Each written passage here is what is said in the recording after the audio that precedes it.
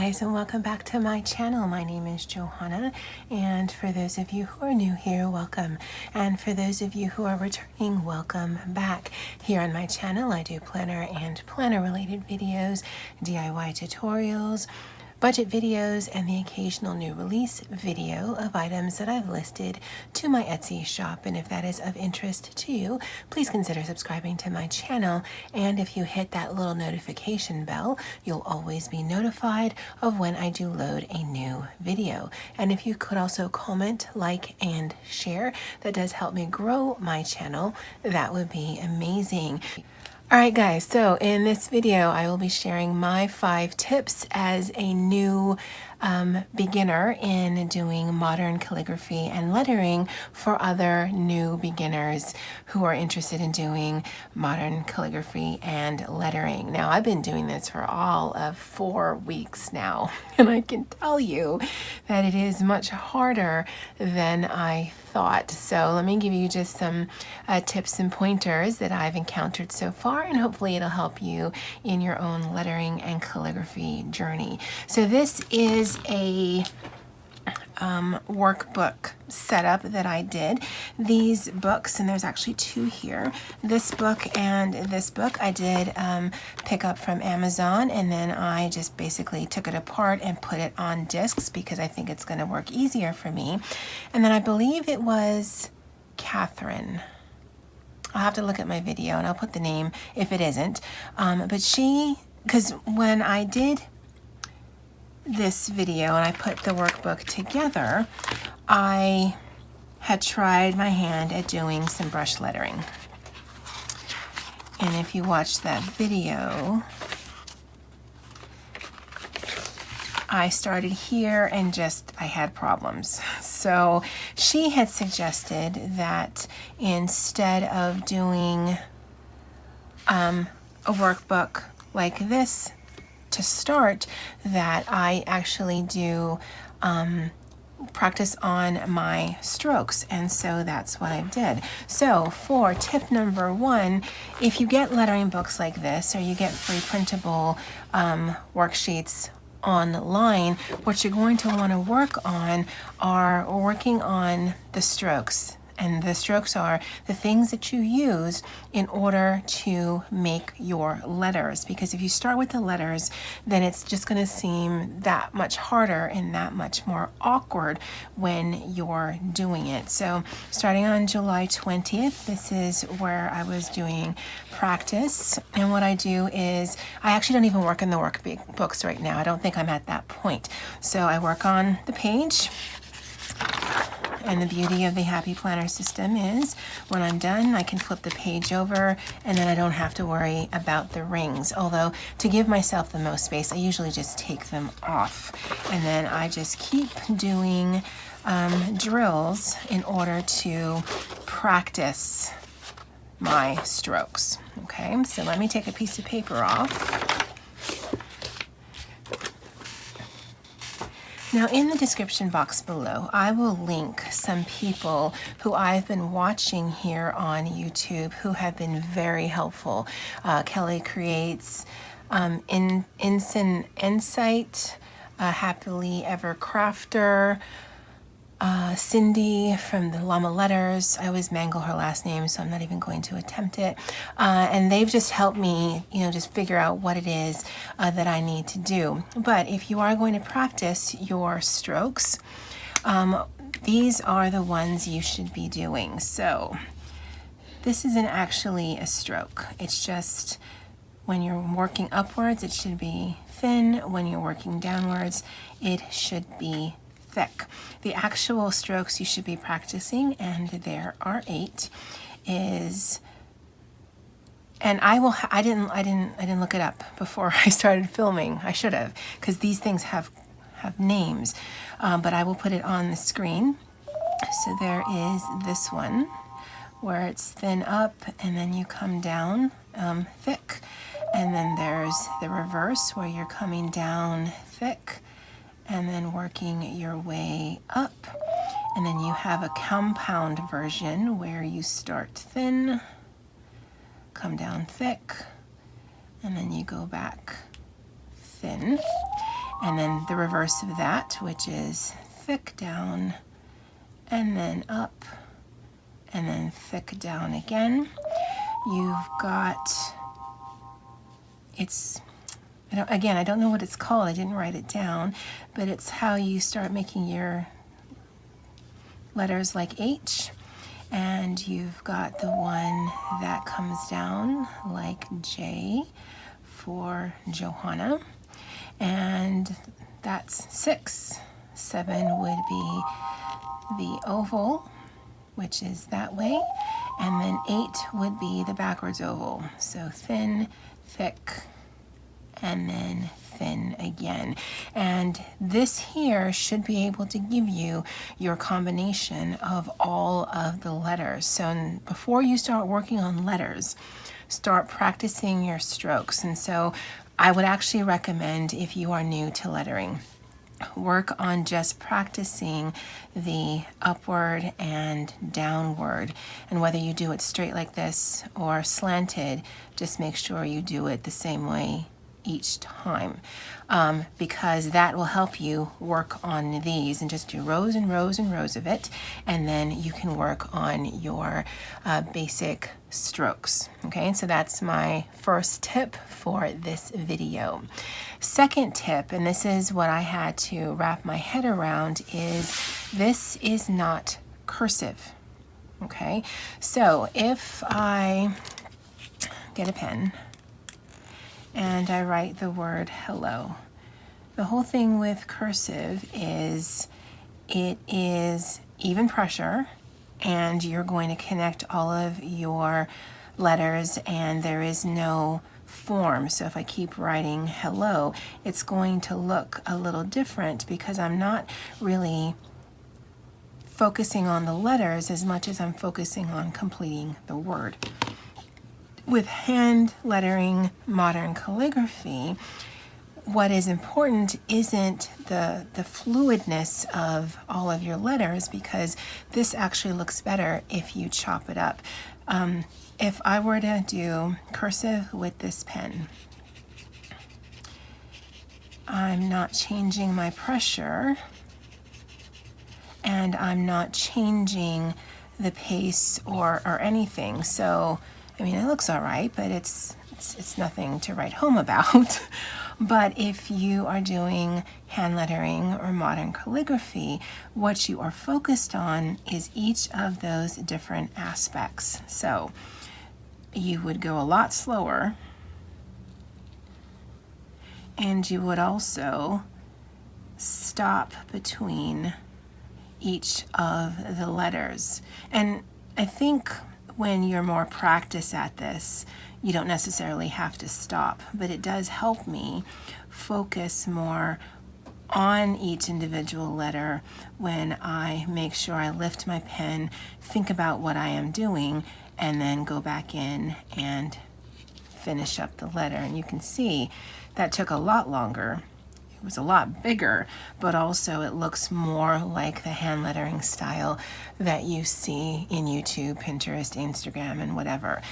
Now this looks amazing, but it is nowhere near where I want to be. But just be aware, if you're used to cursive like I am, hand lettering can be difficult because of the whole starting, stopping, stressing over each individual letter, each individual stroke, looking at your basic strokes to see, okay, what it is that I'm doing to make up my different letters. So that's my second tip to you, is just be aware that cursive and hand lettering are completely two different things. Now, the ladies that I mentioned earlier have a lot of videos, and they have videos specifically that talks about that, and definitely more in depth, so I would definitely recommend to check them out. So that is my second tip from a beginner to a beginner.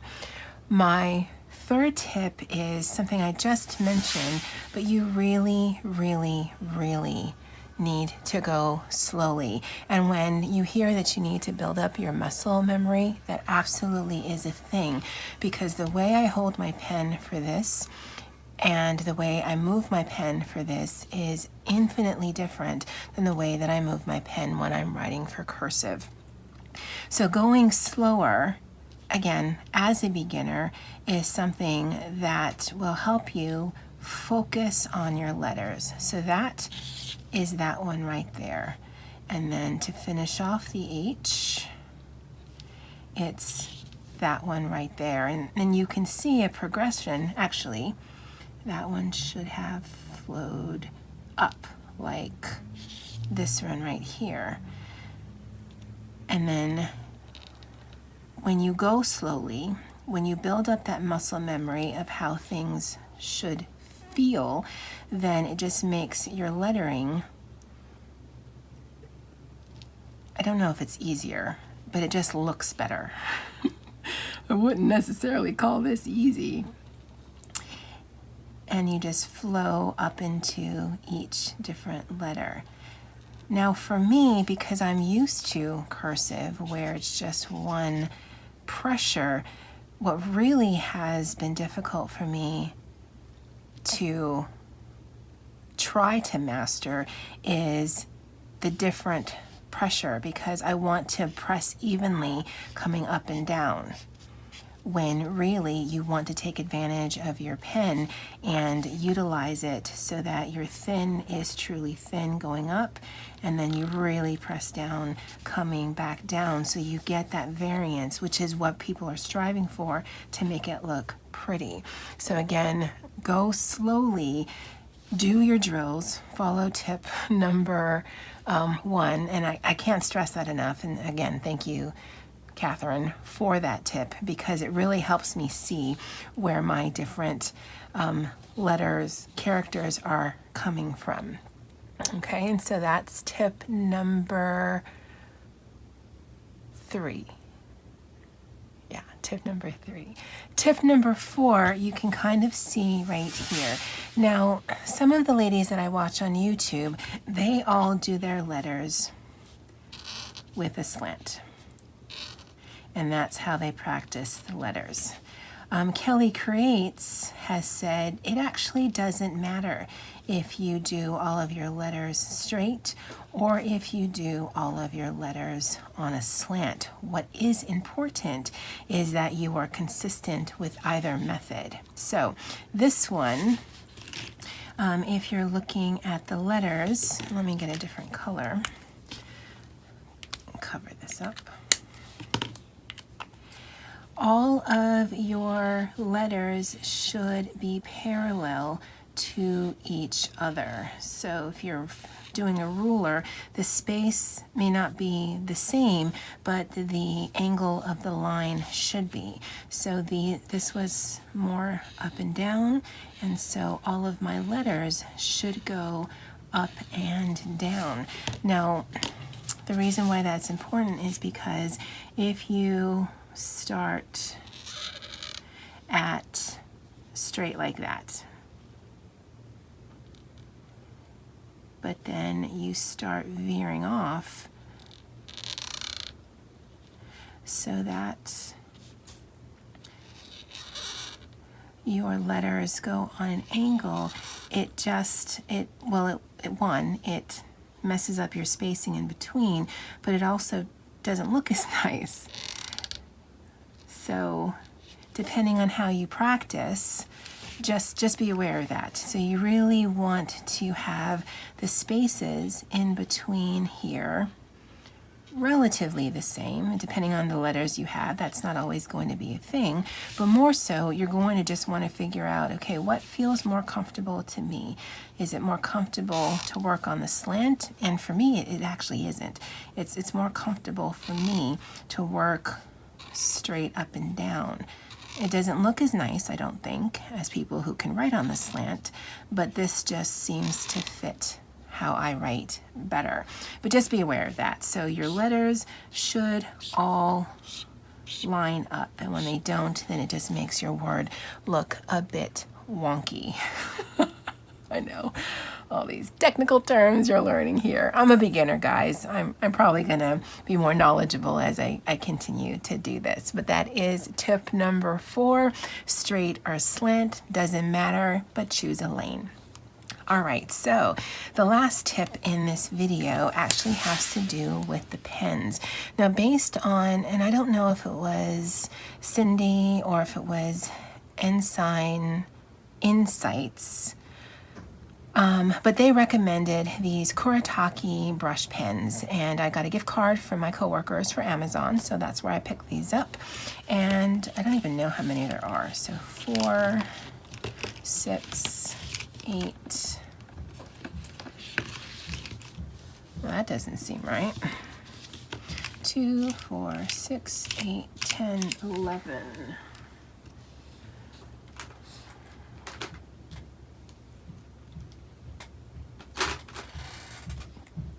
So clearly I'm missing a pen.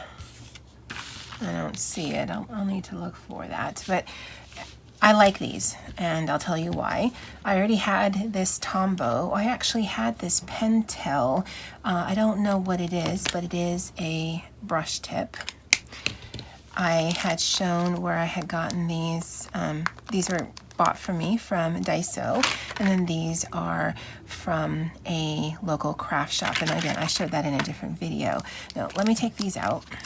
All right, guys, so this is the Memento. This is the one from Daiso. This is the one that I had found. It was just, I mean, it's a black pen, so it was in my stash there. This is the Kuretake brush pen.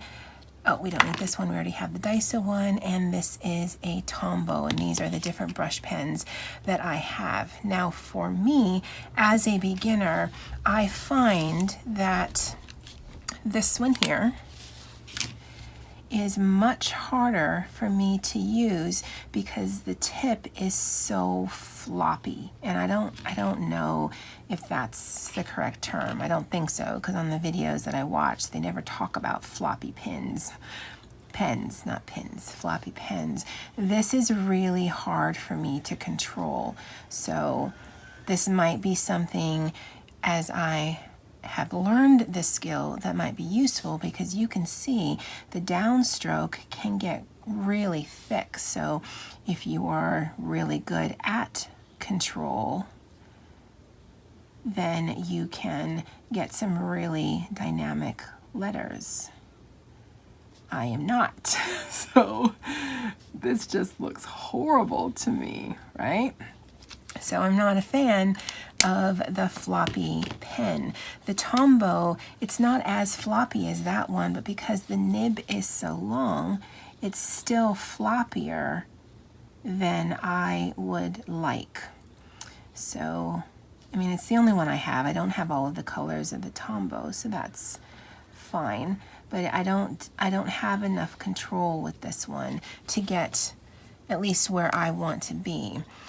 Now, the Kuretake, when people were talking about it, and again, I don't remember who it was, but they had said that it's a good happy medium, because there is definitely some give to it, but it's also, and you can feel it, I don't know how I can explain it, but you can feel that this is a firmer, less floppy pen than those two that I showed you there.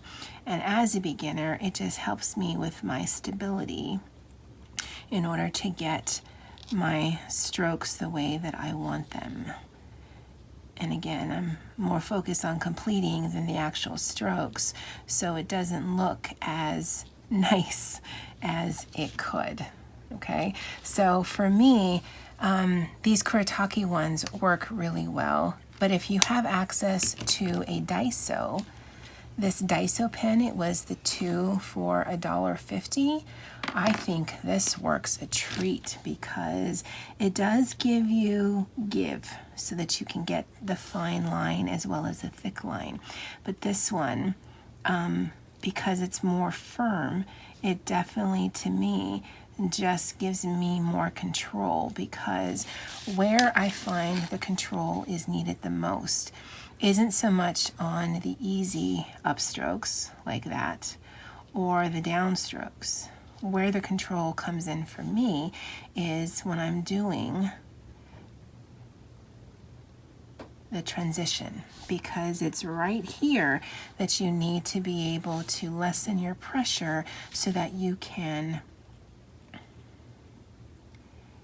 get a thinner line if you are working on going up. Now that letter is not a very good example, but if I do for the E, come down thin, and if I'm going to just keep doing the stroke, I need to be able to lessen pressure. In order for this to look nice, this should come down gradually so that it's thinner on the bottom than it is on the top.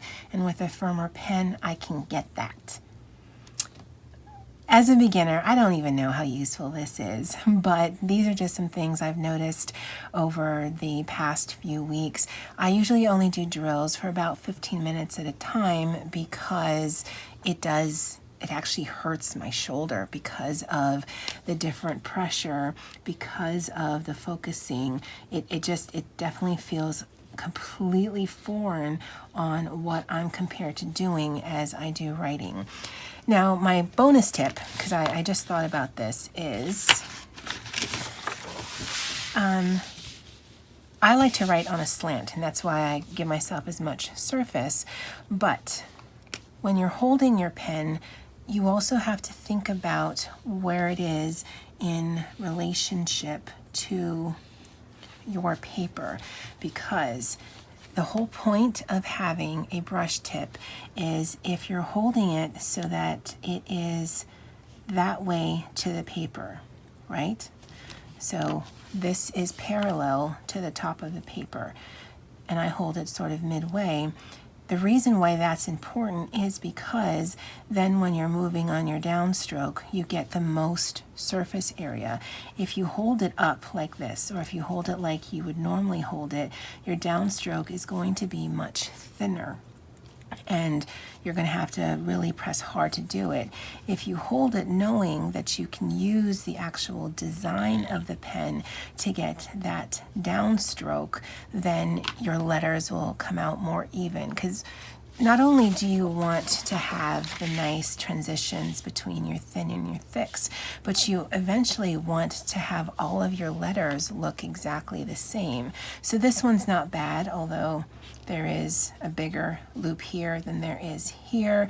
Again, it looks a bit stunted because I do straight. I'm not really good at my transitions, but it is better than what I was starting with, because I did struggle with the A in the beginning, and now A's, I mean, they're not my best letter, but they are certainly easier for me than they were 4 weeks ago. All right, guys, so there's that 5 plus the bonus tip. Hopefully it will help you if you are either thinking about lettering or in your own lettering journey. Let me know if you enjoyed this video. I won't be doing a ton of lettering videos. I might pipe on once a month and just show you progress and any other tips or tricks that I've come across.